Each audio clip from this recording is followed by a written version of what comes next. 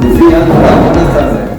Buenas tardes. Lucía, aquí montando esto, Antonio Mezcua, que a veces mete los dedos donde pues ha saltado un relé y por eso se oye regular, pero bueno, o mejor así.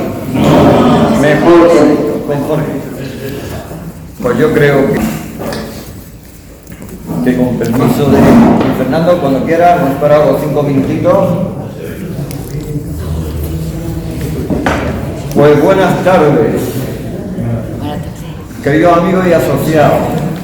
Digo buenas tardes y frescas, frías, como tienen que ser en Granada. Quiero empezar por agradecer vuestra presencia en esta tarde tan fresca.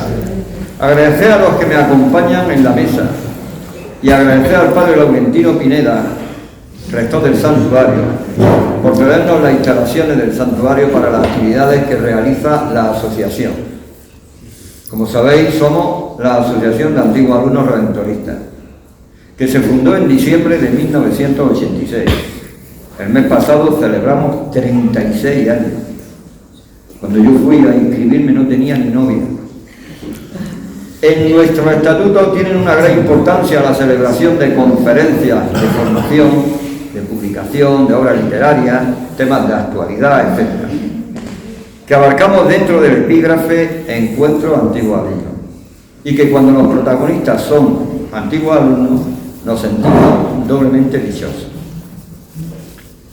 Antes de comenzar a presentar tanto la mesa como el libro, y teniendo con nosotros a Luis Fernando Vilches, creador de las normas y presidente del jurado de evaluación de los trabajos presentados al primer certamen de relatos breves de la asociación, vamos a hacer entrega del galardón al ganador del primer certamen, cuyo fallo ocurrió el día 28 de diciembre, celebración del 36 aniversario. Y os comento cómo se hizo. Luis Fernando estaba en Madrid, presidente del jurado, yo le mandaba los trabajos solamente con el nombre del trabajo, sin saber el nombre, que yo me quedaba con la plica. Casi al final de la comida, celebración del 36 aniversario, lo llamé y telefónicamente me dijo el nombre del vencedor. Según consta en el punto número 5 y número 6 del acta que se recoge el fallo del jurado, rubricada por Luis Mesa como presidente, por Luis Fernando Vilches como presidente del jurado y por Antonio Mezcua, secretario de la asociación, al cual le pido que dé lectura a los puntos 5 y 6 para hacer una cosa formal, puesto que esto lo recogemos dentro de nuestro estatuto. El acta, por supuesto, la mandó Luis Fernando Vilches. Coge esto, sí. En el punto quinto, Pero tienes que pegar. En el punto quinto dice el acta. Finalmente, teniendo en cuenta los aludidos criterios de evaluación, el ganador del certamen de relatos cortos es el número 4, según la numeración en el orden de llegada de los originales al correo del presidente de la asociación y titulado La muerte del abuelo. Confrontada la plica en poder del presidente, el ganador es Juan Manuel Rodríguez Cabrero, 22 de diciembre El plato aquí Luis Fernando Vilches, como decía antes, que mejor que sea él el que le entrega el premio. El premio de un lote de libros de Fundorética de la Fundación Europea para el estudio de la formación ética, que formamos parte nosotros como antiguos alumnos, y que ha cedido unos libros, unos cuadernos de ética. Y después los dos premios, concretamente lleva el libro de Fernando Álvarez y el libro de Luis Fernando. Pero bien, le entrega el lote, el presidente del jurado le hace entrega el lote y yo como eso es. Sí, claro. Antes de entregar el premio, con mucha satisfacción, quiero dejar constancia aquí que todos los trabajos que se presentaron, sin excepción, y no es un halago, sobre todo porque yo lo hice de una forma totalmente anónima, está muy bien escrito, fantásticamente, lo que pasa es que había que dar un premio, y esta fue la decisión. De modo que yo aprovecho para darle enhorabuena a todos los que participaron en el concurso y especialmente a quien se consideró enhorabuena.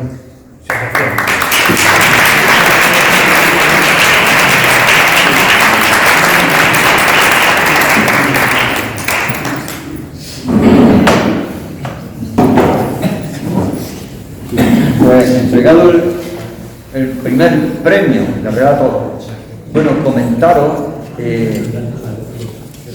que fue una ocurrencia mía que le propuse y pensando, digo, ¿quién puede llevar esto a término? Llamé aquí a mi querido Luis Fernando y en menos de 24 horas hizo todas las normas que no tienen una coma de error. Los antiguos alumnos, en 10 días que dimos, se presentaron un buen momento de relato breve. Pues bien, seguimos.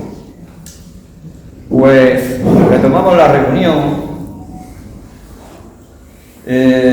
Contamos en la mesa con los antiguos alumnos Fernando Álvarez, aquí a mi izquierda, y Carlos López, allí a mi derecha, por la situación.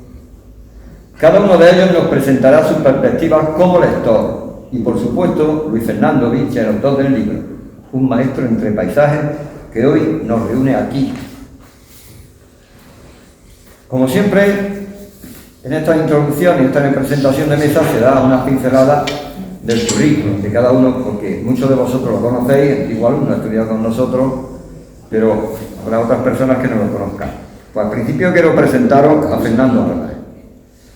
Fernando Álvarez nace en 1940 en Jaén, donde Pedro López, pero él asegura que es natural del Padú. Pertenece a la segunda promoción del Seminario de Santa Fe. Llegó al noviciado en Nava del Rey y estudiantado en Valladolid. Es licenciado en Ciencias por la Complutense, especialidad en Ingeniería Química. Director de fábrica en varias empresas de construcción, productos químicos y farmacéuticos. Jubilado en el 2004, reside a caballo entre Aranjuez y Granada. Y nosotros tenemos el privilegio de contar con él en múltiples actividades. Le doy la palabra a Fernando. Muchas gracias. Para mí Usted lo tiene que preparar, no sepa qué. y hay que hacer la presentación. Ya. Bueno, voy a leer la presentación que he hecho sobre el libro de Luis Fernando. Buenas tardes, compañeros y amigos. ¿Oí bien por aquí? Sí. Fíjate lo que estoy. Agradezco a Luis Fernando que me haya ofrecido esta oportunidad de sumarme a la presentación de su primera novela. Han sido muchos años de compañerismo y amistad.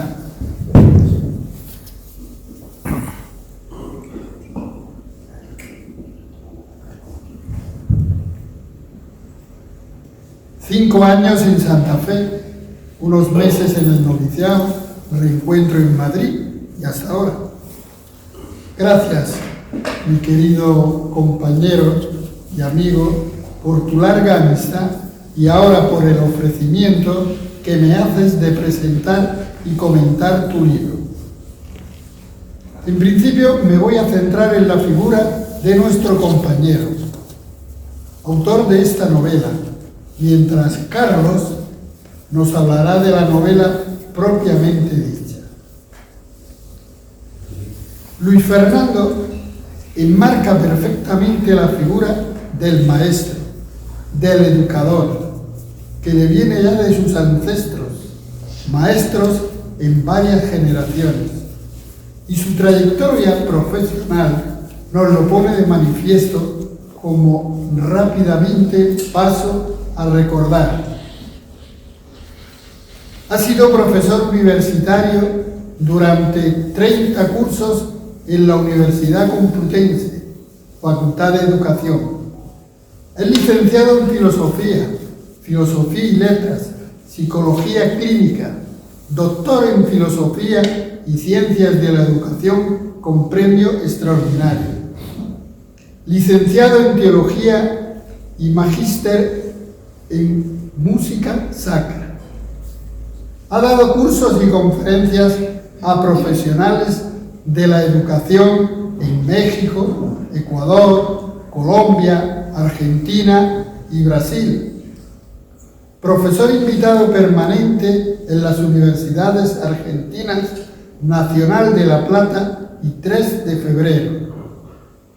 Asimismo, 10 cursos en el Instituto de Ciencias Morales en la Universidad de Comillas.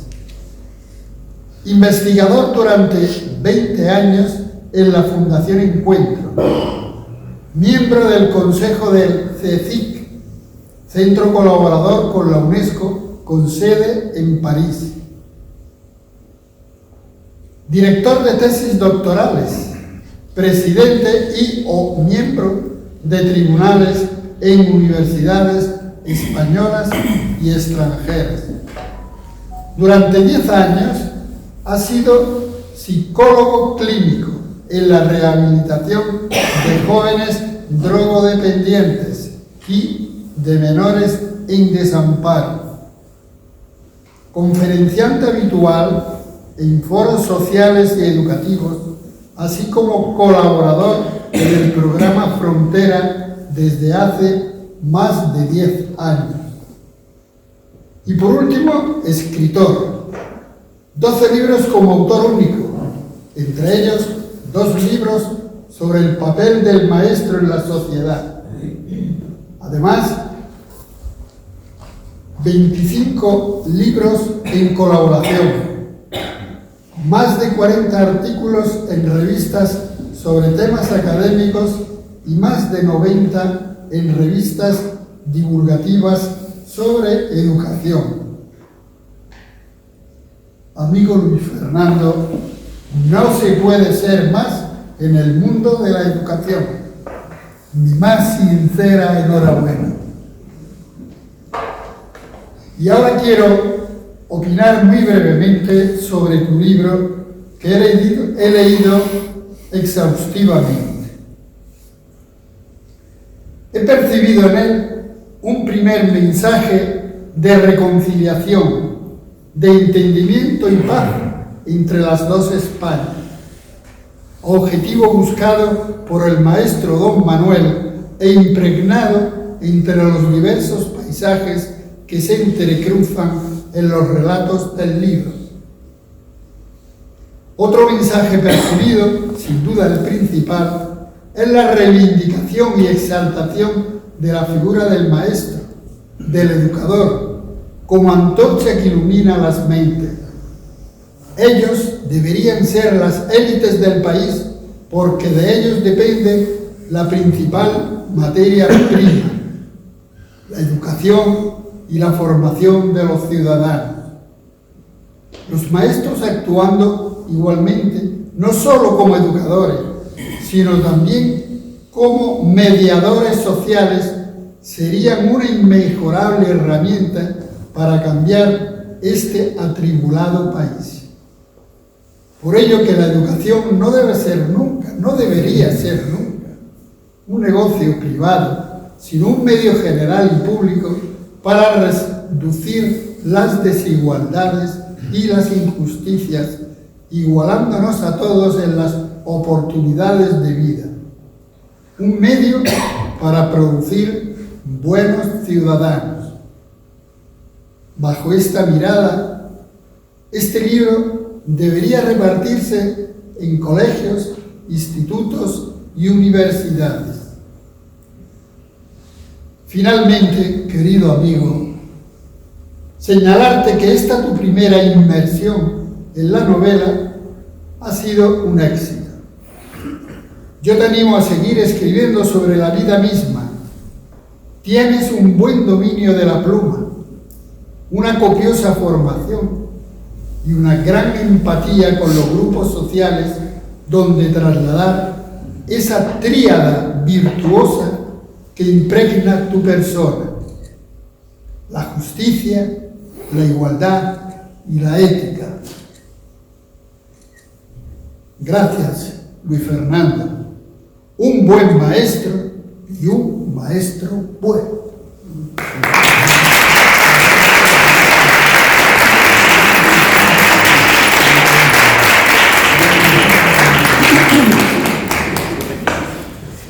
Gracias, Fernando. El micro.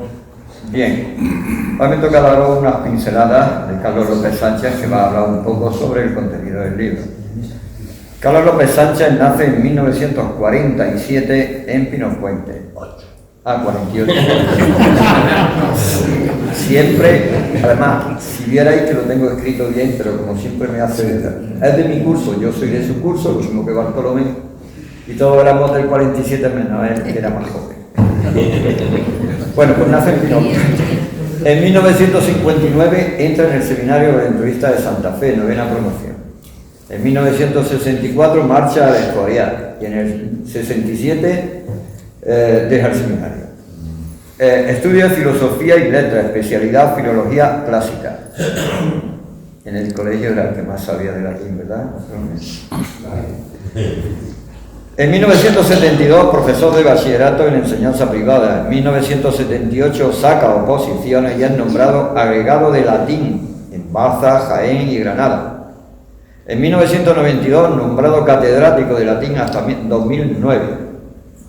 Como él dice, jubilado a mayores en gloria de. Amén. Pues le paso la palabra a nuestro compañero, a mi compañero de curso, Carlos López Sánchez.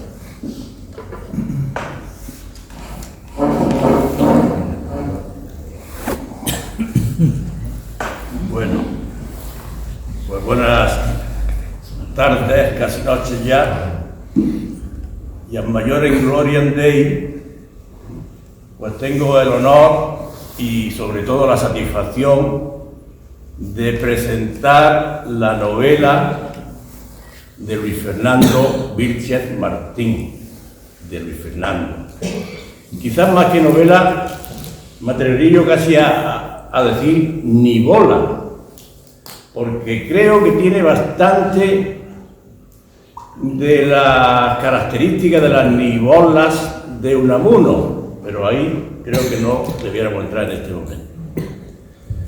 Luis Fernando, como ha quedado patente, sobre todo en la intervención de Fernando y de Luis, es fundamentalmente un humanista. Yo diría más, un humanista cristiano. Normalmente cuando a un sustantivo se le aplica un adjetivo, el adjetivo puede restringir, acotar, disminuir el significado del sustantivo. Pero al decir humanismo cristiano, creo que sucede excepcionalmente todo lo contrario. El adjetivo potencia y magnifica el sustantivo. Por eso, cuando recibí la noticia de él mismo de que había escrito una novela, me produjo una gran extrañeza.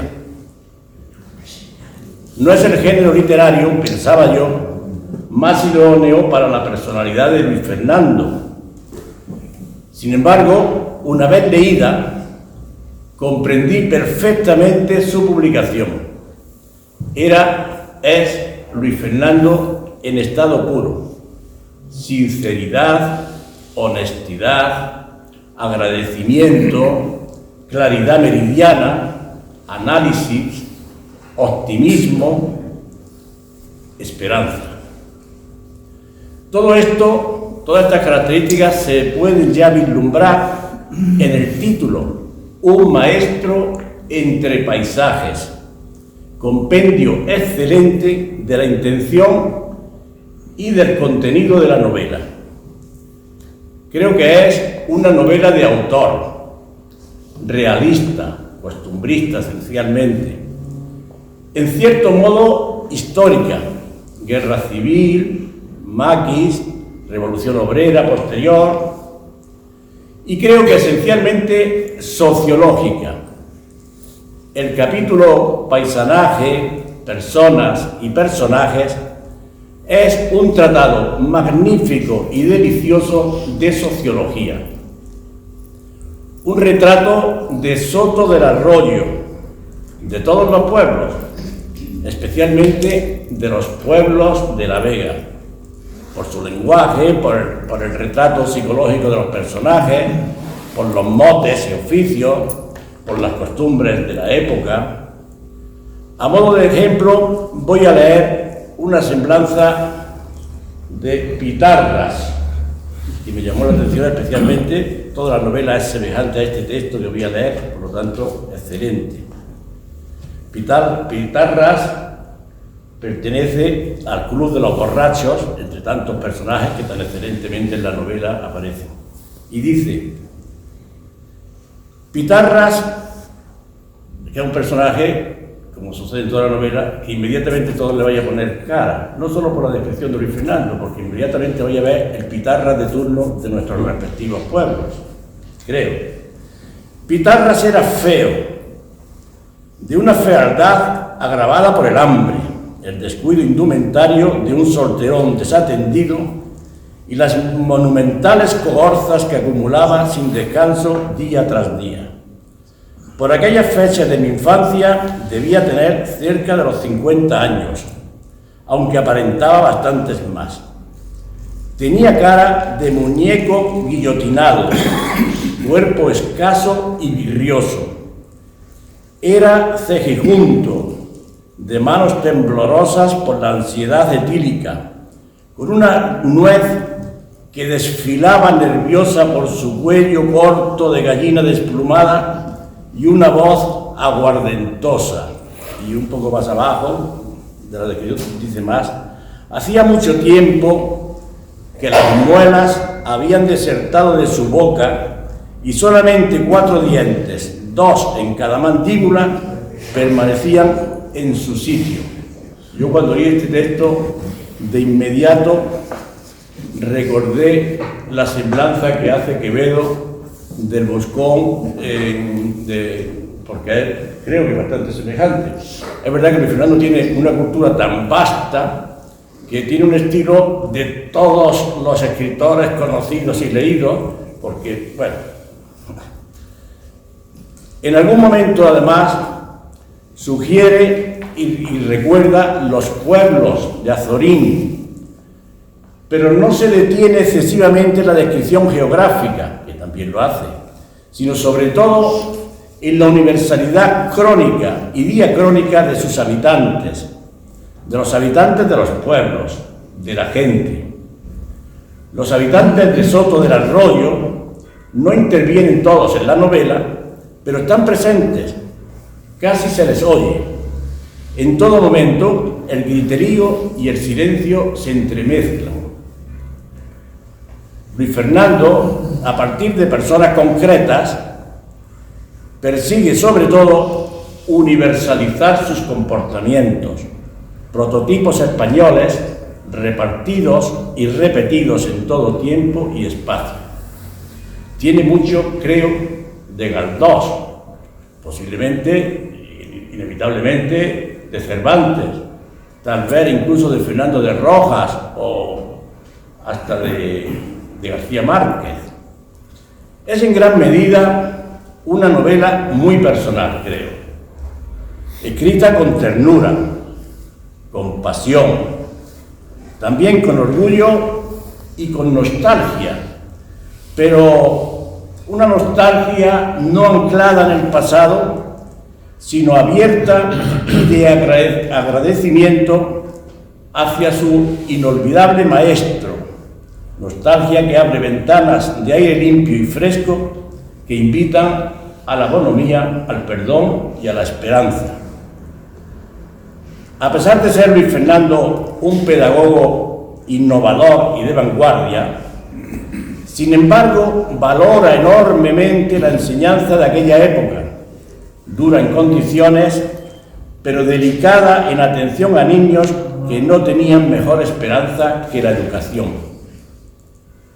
Tiene también referencias cultas, obviamente: Camus, Falla, Machado, Canto Gregoriano, Lorca, Alfred de Vigny, pero sabiendo transitar por paisajes cercanos, humanos, de día a día, y por sendas y veredas reconocibles por todo, como en La Celestina, Pepillo nos hace ver el contraste y la convivencia entre lo culto y lo popular.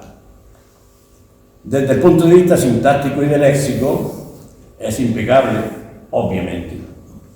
Pero no solo por su corrección, sino por su precisión, claridad, hondura y veracidad. El narrador, Pepillo, y el escritor, Luis Fernando, tienen un enorme respeto por el lector, al que consiguen hacer personaje invitado en Soto de la Romero. Es, sin duda, una novela intimista, muy sincera. Estoy seguro de que Luis Fernando la ha escrito con facilidad y debe haber disfrutado al hacerlo, porque es fundamentalmente un libro de homenaje, cariño y agradecimiento a su maestro. Ese maestro, con M mayúscula, con 6 letras y terminado en Huel, Don Manuel, bueno y buen maestro, como el personaje de Unamuno. En los pasados premios Príncipe de Asturias se concedió el de Ciencias Sociales al arqueólogo Eduardo Matos Moctezuma, quien dedicó el premio a sus maestros citándolos por su nombre uno a uno. Algo así es lo que hace don José Pertíñez, Pepillo el de las gafas, pero centrando el agradecimiento a todos sus maestros en don Manuel. Aquellos maestros sobrios, recios, tenaces, honrados y extremadamente responsables, fueron el baluarte y el trampolín para que en los años 50 y siguientes los institutos, los colegios, los seminarios y las universidades se llenaran de alumnos de clases medias con impulso de crecimiento, hecho que cambió cualitativamente la España final de Franco y que fue semillero de los afortunados inicios democráticos de España. Personaje esencial y grato para mí particularmente en la novela es doña María, la esposa de don Manuel. Aparece siempre, esto casi todo entrecomillado, aparece siempre tierna en casi todas sus acciones, esto entrecomillado, del texto, sonriente, sincera y piadosamente inteligente, y piadosamente religiosa, inteligente, activa y trabajadora, de bondad y generosidad extremas, ejemplo de señorío moral y ejemplo de vida para todas las mujeres del pueblo. Personaje, pues, excepcional. Me voy a permitir contar una pequeña anécdota, si me lo permitís vosotros también.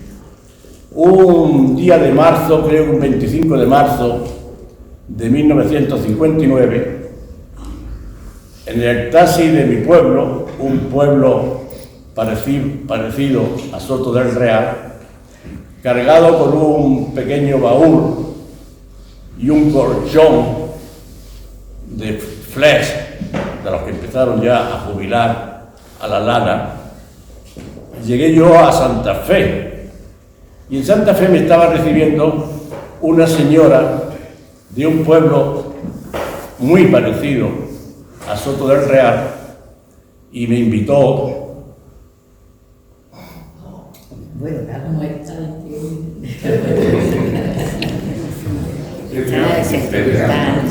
A unos piononos, los más exquisitos que yo he tomado en mi vida. Ese recuerdo, ese detalle, marcó hace ya 64 años parte de mi vida y rindo un pequeño homenaje en este momento a esa señora que me ha hecho recordar doña María. Luis Fernando utiliza, voy a utilizar un término no habitual, profesor de literatura, pero me lo permito. Luis Fernando utiliza un trampantojo literario.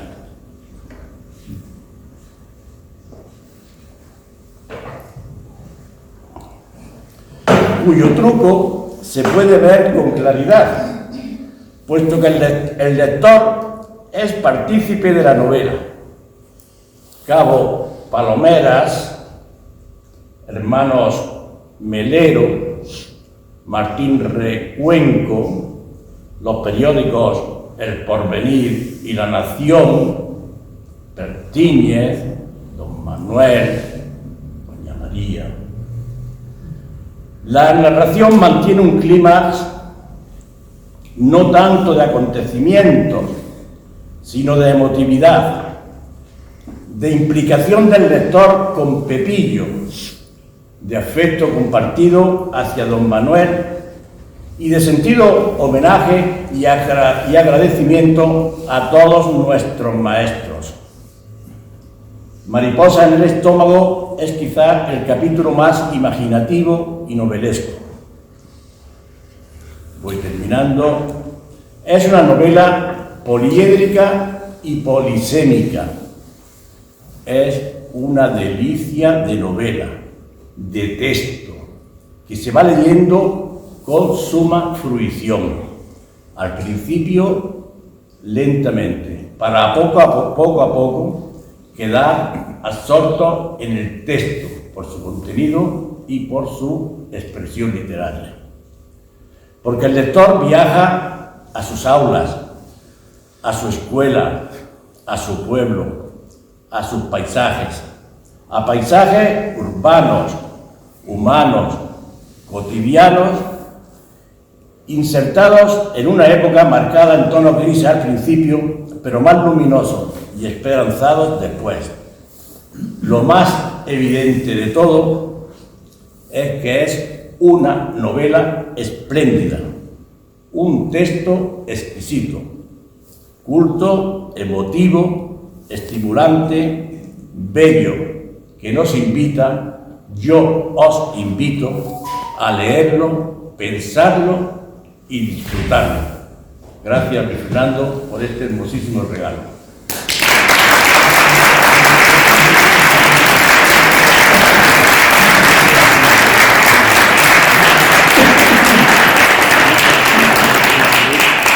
Bueno, ahora quisiera yo la presentación de Luis Fernando, pero cambié el orden porque lo que no ha hablado, pues aquí nuestro Fernando también, pues yo creo que ha hecho ya del currículum de toda su vida y todo eso. Lo hice de esta manera para que así comprendiéramos lo que ha estado hablando Carlos, por lo menos lo comprendiéramos más intensamente. Pues Luis Fernando, antiguo alumno redentorista de Santa Fe de 1952, ¿qué eres? ¿De la segunda promoción? Tercera promoción. Pues ya ves, aquí lo tenemos y es un lujo tenerlo. Muchas gracias, Luis Fernando. ¿Tienes la palabra? Bueno, después de todo esto es difícil engarzar unas palabras. Tengo que comenzar saludándoos a todos, ya lo he hecho personalmente y lo que me queda es darle un abrazo después. Muchas gracias por venir en un día tan frío como este y animados por algo que sinceramente no merezco, sino simplemente es también símbolo de compañerismo en todos los que procedemos del Colegio Seminario de Santa Fe y también de todos los amigos junto a familiares que me acompañáis y me da mucha alegría de teneros aquí. Doy las gracias al padre Pineda. Florentino fue alumno mío, de modo que si hay algo que no haga del todo bien, pues achacármelo bien, pero fue alumno mío. Y no solo eso, sino que hizo la tesis de licenciatura en Teología Moral también conmigo. El mismo día me lo propuso y, lógicamente, no solo porque tengo el defecto de decir que sí habitualmente a cualquier cosa que me pidan y que esté en mis manos, sino porque tenía afecto y creo que podía hacer un buen trabajo como organizador. Entre las muchas tesis que tenía ahí apiladas en casa, las he devuelto a las universidades de procedencia en muchos casos, pero sí conservo tu tesina de licenciatura en Teología Moral.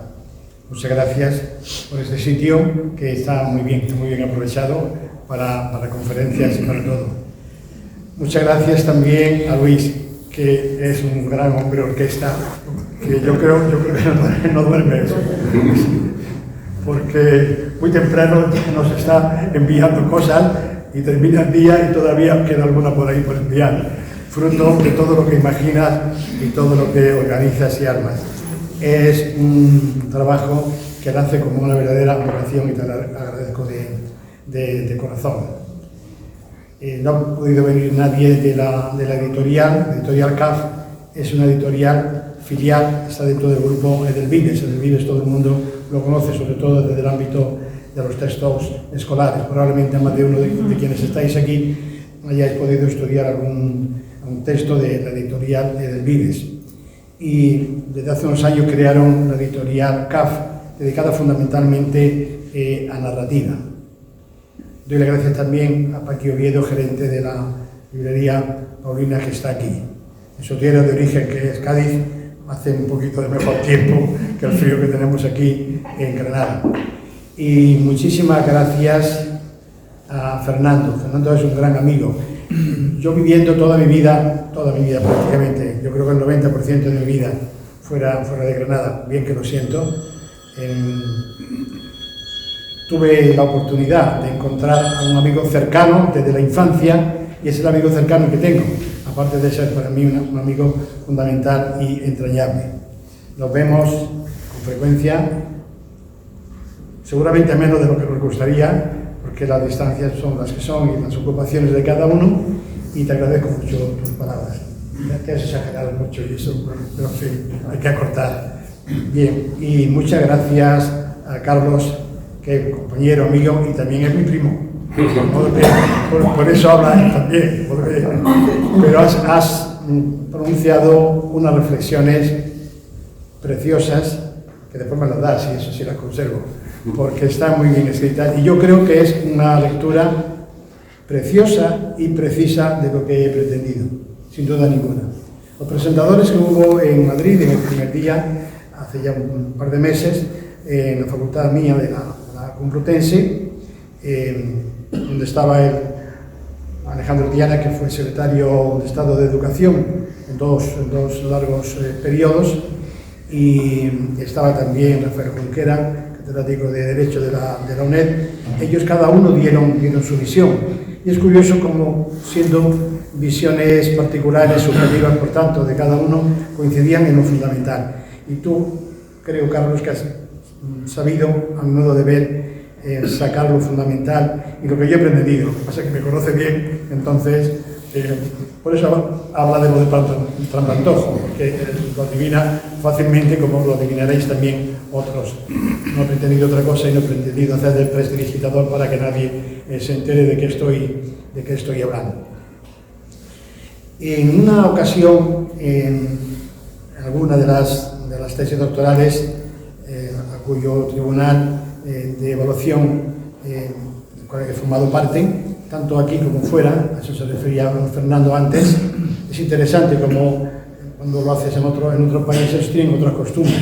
Incluso en los tiempos actuales he hecho alguna evaluación de tesis sentado en mi casa y los demás profesores estaban en Buenos Aires.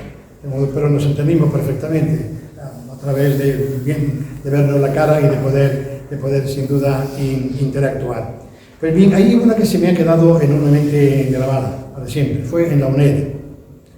Y la hizo una persona muy mayor, diríamos de edad avanzada, así finamente, muy mayor, hasta el punto de que cuando llegó la hora de las preguntas que solemos hacer en las tesis doctorales, después de que el doctorando presenta su trabajo, yo realmente me había leído a fondo como natural, y es la obligación y la honestidad, su tesis doctoral. Le dije, felicidades, pero no le voy a hacer a usted nada más que una pregunta. ¿Por qué usted, a estas alturas de su vida, escribe una tesis doctoral, hace una tesis doctoral? Porque era francamente llamativo. Yo creo que estaba cerca, si es que no cumplido los 80. y me dijo 3 cosas que yo creo que a él le emocionaron en el momento porque no esperaba esa pregunta, esperaba que lo hubiera preguntado. Eso que dice usted en la página 80, pasa mucho en las tesis doctorales, hay ahí un punto y coma o algo de esto, o lo que usted ha citado, siempre esta cosa que en plan pejiguera pues ponen algunos que evalúan las tesis. Le pregunté algo que le desconcertaba de alguna manera y dijo, 3 motivos he tenido para esto. El primero es activar el cerebro, porque si uno no lo activa, pues queda eso desarmado de alguna manera, y he tenido aquí una forma. Realmente el trabajo que hizo fue un trabajo espléndido. Por tanto, estoy activando mi mente, o la he activado durante los años que ha durado la tesis. Tuve un gran director de tesis de doctoral, el profesor Domingo Gallego, buen amigo también. En segundo lugar, porque un hijo mío de apenas 30 años ha tenido un accidente vascular que lo ha dejado absolutamente sin memoria. Dice, como si en una pizarra de pronto borráramos todo lo que está escrito y no recordaba absolutamente nada. Y ha tenido que ir reincorporando recuerdos, desde los más antiguos hasta los más cercanos. Para mí emocionalmente eso fue un golpe muy grande, decía este buen hombre. Merece todo el respeto y el cariño, yo eso lo tengo desde entonces, y para mí me ha servido también un poco de terapia en esta etapa de la vida. Y en tercer lugar y último, decía él, yo he realizado esta tesis porque la filosofía que ha existido en la empresa, trabajó como director de recursos humanos en una gran multinacional, decía, y es que tenemos la obligación de rendir y devolver a la sociedad lo que de la sociedad hemos recibido. Yo lo recordaba hace 2 meses cuando presentábamos el libro de Madrid, lo recuerdo también hoy, que algo parecido me ha ocurrido a mí también a la hora de escribir esta tesis. Carlos decía con acierto, de cómo se ha recorrido Luis Fernando de pronto a escribir esto. Pero esto mismo me dijo el secretario general de Educación. Dice, bueno, entre nosotros, se refería a los profesores y catedráticos universitarios, es muy raro que uno se dedique de pronto a escribir una novela. Bastante hay con los textos académicos que uno tiene que escribir, los artículos y demás. Y le dije, pues sí, ya le expliqué. Y le dije justamente lo que os digo también a vosotros. En primer lugar, también he querido activar mi mente, como este hombre al que me he referido. Yo creo que lo necesitamos, yo creo que es una buena terapia, es una buena jalea real que nos viene bien a todos. Y yo entendí que jubilarse no es igual a desactivarse, sino a cambiar de actividad y hacer otras cosas. No es estar inactivo, sino es hacer otro tipo de cosas. Por lo menos yo creo que mucha gente de los que conozco, entre amigos y conocidos, hemos tratado de hacerlo también así. En segundo lugar, también yo he escrito esta novela porque he pretendido hacer algo que ha sido una convicción mía desde que era muy joven, y es la misma que este hombre al que me he referido antes de la tesis doctoral refería, y es transmitir a la sociedad lo que de la sociedad he recibido. Yo he sentido siempre, y lo sigo sintiendo, una obligación moral. Si uno sabe algo, pues lo debe transmitir a los demás. Yo he dicho alguna vez, si fuera rico, como decía aquella famosísima y antigua película, pues hubiera fundado hubiera hecho una fundación o algo por el estilo, pero no soy rico en esto. Puedo tener otras cosas que debo transmitir a los demás. Mis hijos, que pertenecen a la generación de los jóvenes, una generación, entre otras cosas, muy pragmática, me dicen, papá, por esto te pagan algo, absolutamente nada. Por ejemplo, hoy mensualmente a Radio Nacional desde hace muchos años. Pero no es eso, en la vida hay que hacer muchísimas cosas que no se hacen por ese interés. Por tanto, devolver también a la sociedad lo que uno ha recibido. Y en tercer lugar, era una circunstancia que nos ha afectado a todos. Ha sido la etapa de la pandemia. Durante la pandemia, especialmente en la primera parte de la pandemia, nos vimos obligados a estar recluidos. Y se trastocó en nosotros la idea del espacio y del tiempo. Esto ha sido estudiado y se sigue siendo considerado en las universidades y en los sitios más prestigiosos. ¿Qué ha pasado en la gente con la concepción del espacio y del tiempo? Esto fue ayer, fue anteayer, hace mucho tiempo, 2 meses, 5 meses, 8 meses, 2 años, 1 año. ¿Cuándo empezó? ¿Cuándo nos sentimos? Fue un tiempo que nos cambió a todos. Pero paradójicamente deparó la oportunidad de tener, digamos, mucho tiempo a disposición, que uno podía hacer otras cosas. Crecieron los flanes y los bizcochos y todo ese tipo de cosas, y la gente hacía, desde los niños pequeños hasta los abuelos, hacían cosas en casa, muy sabrosas y convenientes siempre, para endulzar la vida. Y dije, yo voy a aprovechar este tiempo. Lo aproveché también de otra manera, a sugerencia de una buena amiga nuestra, de Teresita, una mujer mía, y él que me dijo, ¿por qué no escribe algo? Una iniciativa que existía, seguramente que la conocéis, escribirle cartas anónimas a la gente que está en los hospitales por el COVID, sean los propios afectados o sean los familiares también. Entonces me dediqué a escribir toda una serie de cartas a esta gente que les llegaba, y no sé a quién les llegó porque pues, eran totalmente anónimas. Yo creo que los enfermeros y enfermeras, los médicos debían distribuirlas entre ellos. Y después decidí escribir esto.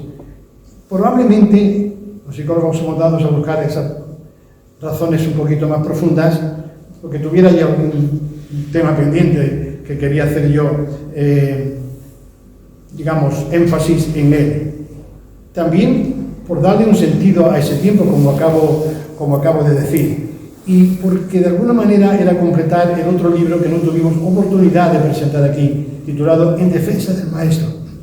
Y no lo presentamos porque salió al final de 2019, 2 o 3 meses antes del comienzo, digamos, oficial, que ha empezado antes de la China y todo eso, como bien sabéis, de la pandemia. No lo pudimos presentar aquí, de modo que en Madrid sí, pero justamente antes de que empezara toda esta pandemia, epidemia grande que nos ha afectado a todos. En defensa del maestro, yo creo que un maestro del paisaje, de alguna manera completa todo lo que allí decía, porque esto es poner los pies en la tierra, como Carlos minuciosamente ha destacado en su intervención. No es una novela en sentido estricto, Carlos lo ha dicho muy bien, y ha utilizado la palabra que utilizó Unamuno, nivola. Tuvo su problema con Niebla y con Amor y Pedagogía, fundamentalmente, porque decían que esto no es una novela. Él, que era un hombre que rompe y rasga, pues debía importarle poco la opinión de los demás. Decía, yo lo he escrito así, efectivamente no es una novela que se tenga a un planteamiento, después una serie de peripecias, un nudo y un desenlace final, que es lo que espera todo el mundo, sino que se sale de ahí en ese sentido. De alguna manera, yo creo que vosotros mismos, quienes ya la habéis leído, quienes podáis leerla, os podéis preguntar, bueno, ¿de dónde ha sacado Luis Fernando todos estos datos? Pues bueno, había un gallego ilustre que decía, con la expresión lingüística gallega, decía, sácolos de mi cabeza. Bueno, pues salen del pensamiento. Pero pensad que yo viví muy poco tiempo en el pueblo. Carlos se recordaba el día que llegaba a Santa Fe. Yo llegué un 7 de mayo de 1953. Tenía 11 años cumplidos 3 días antes. Y, por tanto, hasta ahí es el tiempo que yo viví en un pueblo. El seminario, en aquellos tiempos, aunque el nuestro era pionero en algunas cosas, muchas, y sobre todo creo que todos debiéramos rendir un tributo de agradecimiento siempre que tengamos oportunidad a la formación recibida en latines y en otras partes del saber. Y realmente teníamos un mundo que era un mundo propio, donde jugábamos muy bien al fútbol, éramos bastante buenos. Fernando y yo aparecemos en todas las alineaciones oficiales. No sé si está aquí alguno que apareciera en las alineaciones titulares, de la primera generación, no los que sois más jóvenes. Pero Fernando y yo estamos en todas las titulaciones. Yo cuando se lo digo a mis hijos no se lo creen. Tú jugabas bien al fútbol. Digo, pero no lo hacían mal, porque el padre encargado de ser el seleccionador nos ponía siempre. Digo, este es Fernando y este soy yo, que no me lo conozcáis ahí en esas fotos, que todos de nuestros grandes compañeros lo ha hecho también. Después también he tratado, después en mi vida, yo desaparezco de Granada, bien que lo siento, tardé muchos años en volver a Granada. Y a un andaluz como yo siempre, cuando me pregunté de dónde eres, digo, de Granada. Y si no lo sabéis, si hablo, por ejemplo, Latinoamérica, no se sitúan, digo, eso está en Andalucía, sur de España, la provincia y ciudad más bonita de nuestro país. Lo digo siempre con orgullo. pero aquello era Valladolid, es decir, la estepa castellana, con unas nieblas seguidos del frío oeste. Aquellas nieblas empezaban aproximadamente en noviembre y terminaban para la Semana Santa. Y esa fue nuestra formación. Y después, naturalmente, mi vida empieza a ser más urbana que una vida de pueblo. Por tanto, otra fuente de información ha sido de otras personas, fuentes orales, naturalmente de fuentes escritas, de lo que he leído respecto a un periodo muy difícil de la historia española que a todos afectó de alguna manera y que realmente después se puede plasmar, exactamente igual que muchos escritores hacen. Y este ha sido fundamentalmente el motivo y la inspiración de esta novela. Naturalmente vosotros sois los que tenéis la palabra como lectores y a eso me referiré. He pretendido que sea una especie de fresco o de un mural bien pintado con los pinceles de nuestro amigo Manolo, que es un gran pintor y nos enorgullecemos todos los compañeros que tengo como compañero. Yo no sé pintar, pero he tratado de dibujarlo con lo que sé, con el instrumento de la palabra. Y por ahí transita mucha gente. Tan es así que finalmente me sentí obligado a poner al final un elenco de los nombres para que la gente no se pierda. Desde Soto del Arroyo, el pueblo, tuve que inventarme un nombre, para lo cual miré el listado de posibles nombres que existen en nuestro país que llevaran ese nombre. Dije, no sé que yo meta la pata de un nombre que me invente y ya está inventado desde hace mucho tiempo. Pero entonces encontré que ese no estaba inventado, sin duda. Entonces te puse ese nombre, con la pretensión, que Carlos recogía muy bien en su intervención, de que fuera un nombre y un pueblo, sobre todo, representativo de muchos pueblos de nuestro país. Yo tuve una suerte extraordinaria hace aproximadamente entre 15 y 18 años. Mi colaboración con la Fundación Encuentro, seguramente algunos hayáis oído hablar de ella, es una fundación dedicada a hacer estudios sobre la sociedad española. La creó un gran jesuita y una persona muy importante en la época de la transición en España, el padre José María Martín Patino. Fue el brazo derecho del famosísimo cardenal Tarancón. Y un hombre de encuentro, como la misma fundación que él creó, de una gran iniciativa, y se entendía, yo creo que, con el diablo también, con cualquiera que se pusiera cerca de él y con capacidad o con deseo de hablar. Y le puso ese nombre para encontrar a los que eran distintos, los que pensaban de distinta manera, los que tenían pues, orientaciones tanto en su vida, en sus ideas en general, en sus ideas políticas o religiosas, realmente diversas. Yo aprendí muchísimo de él. Me honré con su amistad, bastante mayor, unos 20 años mayor, compartí la comida con él muchísimas veces y fui también incluso depositario de secretos que se han ido, porque él, a pesar de que muchos le insistíamos, finalmente no publicó sus memorias, que hubieran sido, yo creo, de un indudable valor para la historia de nuestro país. Por tanto, ha sido una especie de fresco, una especie de mural donde salen muchos datos y demás. Yo no he tratado de ser historiador, no he jugado a ser historiador. Los ingleses tienen dos palabras para definir lo que es history, que es historia, podríamos poner como mayúscula de story, que son los relatos cortos, que nosotros podemos hacerlo de muchísimas maneras. He procurado escribirlo con pulcritud literaria, agradezco que cada uno diga esto, pero también, nuevamente, mi madre me insistía mucho en que hay que ser agradecidos y he procurado serlo en mi vida. Tenemos que agradecerlo también a los de Santa Fe. Yo cuando leía estos días los trabajos para este primer premio de relatos cortos, decía, caramba, si esto me suena a muchas de las cosas que nos insistieron nuestros profesores comunes, las cosas bien escritas, despacito y buena letra, y en todos los sentidos. Digo, me sentía muy identificado, como me ha pasado con mis hermanos también, que tuvimos como maestro a nuestro padre. Aparte de ser nuestro padre, era nuestro maestro en la escuela. Y digo, hay un parecido indudable. Bueno, pues todo eso ha quedado ahí plasmado. La pulcritud literaria es fundamental en todos aquellos que inician, sobre todo cuando se trata del género narrativo.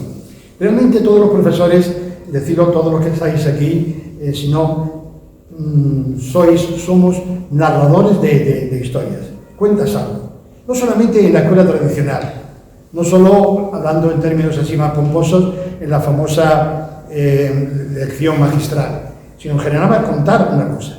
Me acuerdo como nos contaba un gran profesor de matemáticas que tuvimos, después teníamos que examinarnos aquí muy cerca en el Instituto Padre Suárez, por lo menos las generaciones nuestra primera, de Santa Fe. Estudiábamos como negros allí en Santa Fe.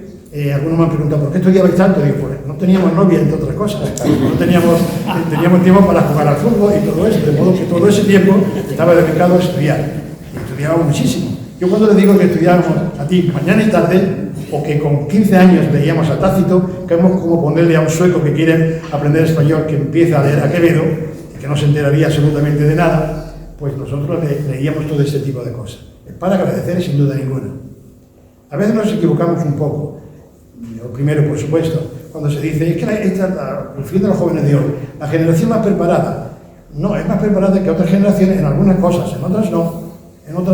Sobre todo en humanidades vendría muy bien un repaso por todas las humanidades, que vendría muy bien a los que practican las humanidades como profesión y también a aquellos que pueden ser ingenieros o que pueden ser los que cultivan la inteligencia artificial, como está hoy de actualidad. Y luego, ahí también hoy pretendido que haya una imprenta humanista, que bien lo ha captado Carlos, porque es verdad.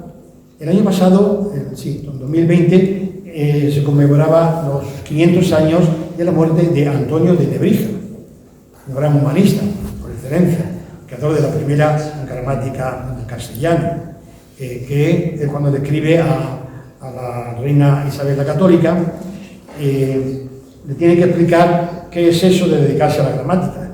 Dice, es un nuevo oficio y es un nuevo trabajo y es una nueva tarea, la de ser un gramático, sin duda.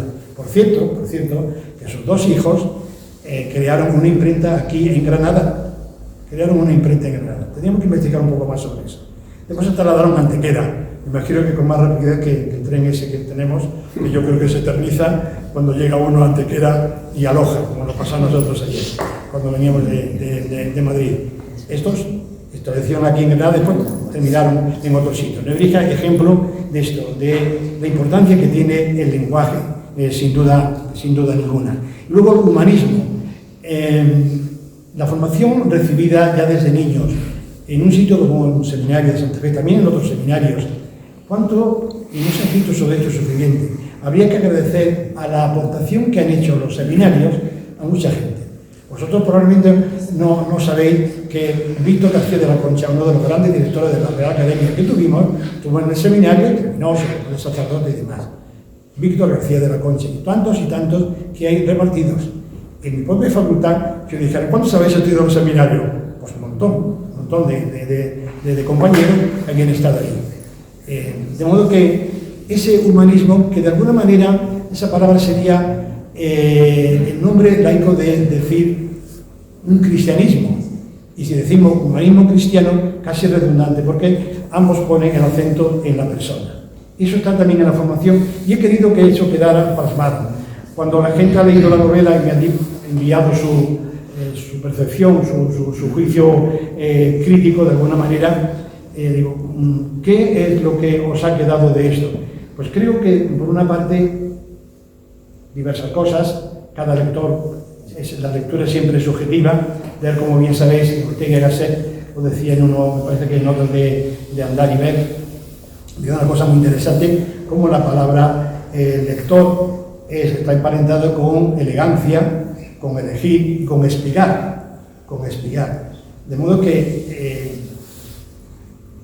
el espigador, la espigadora, que era un trabajo que hacían en ciertas regiones de nuestro país, a la mujer, iban espigando esas espigas que quedaban ahí después de haber pasado los segadores, o la trilla incluso, pues es lo que hace un lector, que va espigando, que va recogiendo en qué cosas quiere fijarse en cuáles no.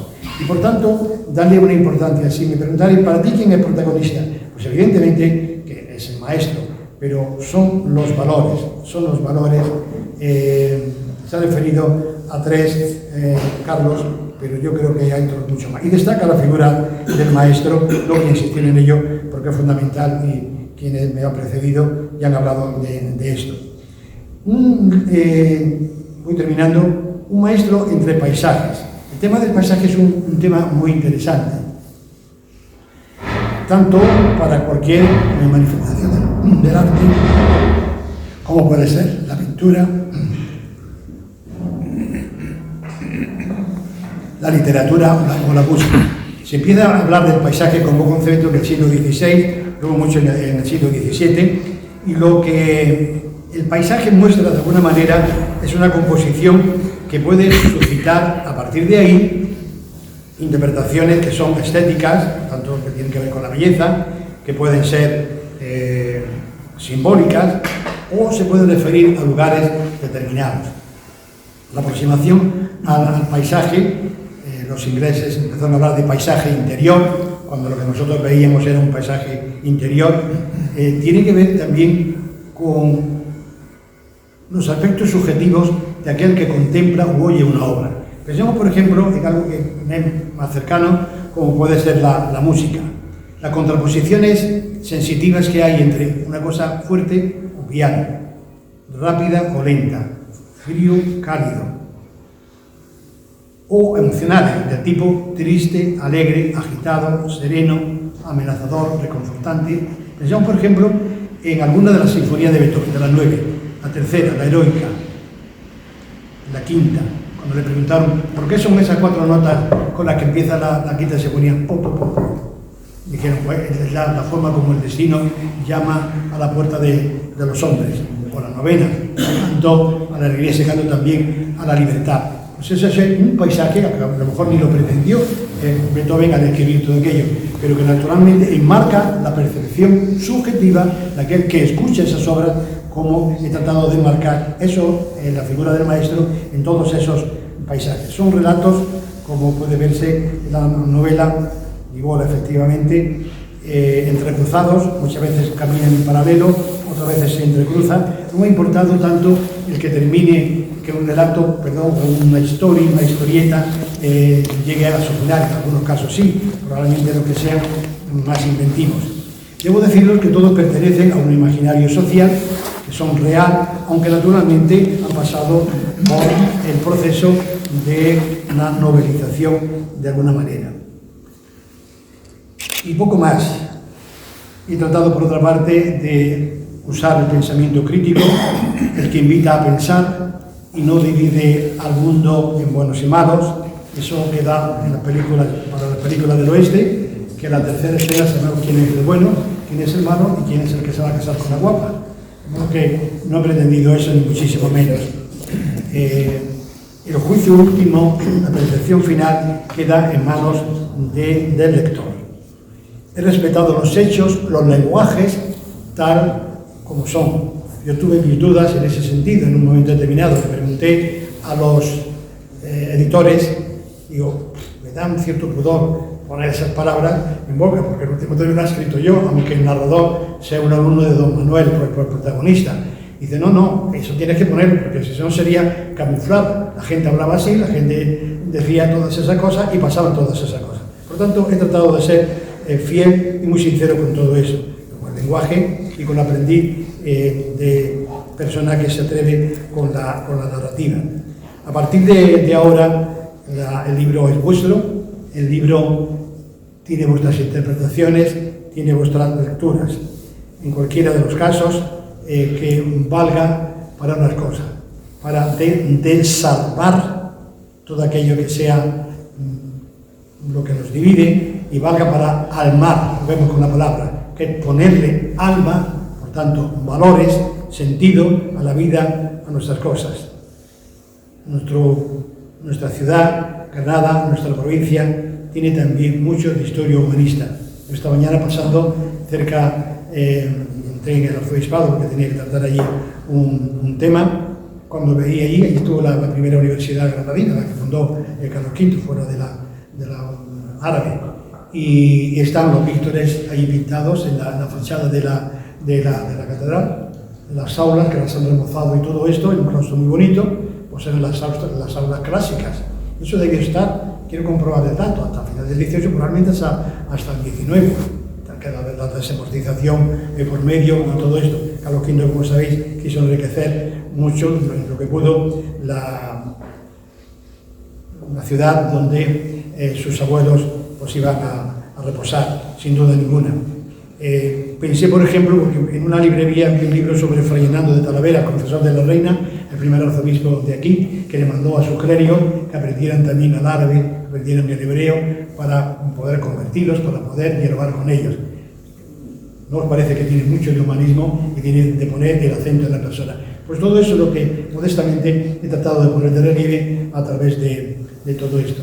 Si leéis, que disfrutéis con ella, y se puede leer para disfrutar, se puede leer para pensar un poquito, se puede leer para, como han hecho quienes han intervenido en la intervención, Fernando, Carlos, para prolongarla, como cada uno quiere, y nada más. Si alguna vez pues también dispongo de un tiempo seguido, pues a lo mejor me meto con otra cosa. Pero con esta, por hoy basta. Muchísimas gracias por venir, por vuestra atención y por todo. De corazón, un abrazo.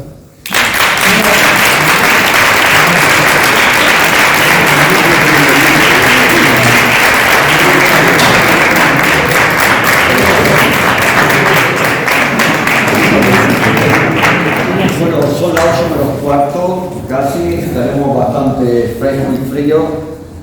Si hubiera alguna pregunta, pero yo creo que podríamos quedar abierto mucho, ¿verdad? Entonces, yo lo que voy a hacer es hacer entrega en nombre de la asociación de un recuerdo de esta presentación. Luis, este es un recuerdo de la asociación, me gustaría que lo abrieran. Sé que hay gente que te quería hacer alguna pregunta, pero tal como estoy viendo, sí, después podemos seguir. A ver si te gusta el encargo que le hemos hecho especialmente para ti. Y viene también, mira por dónde viene también de Madrid.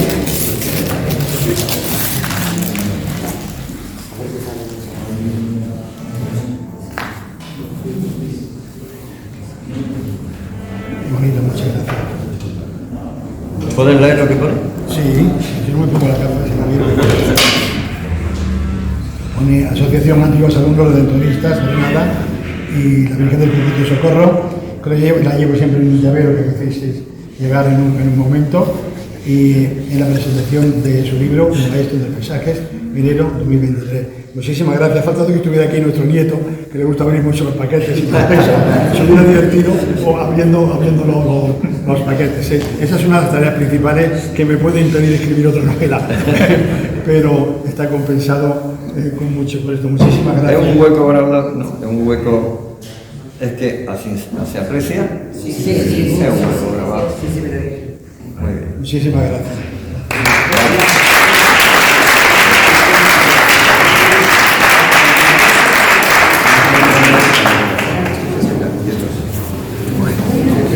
Bueno.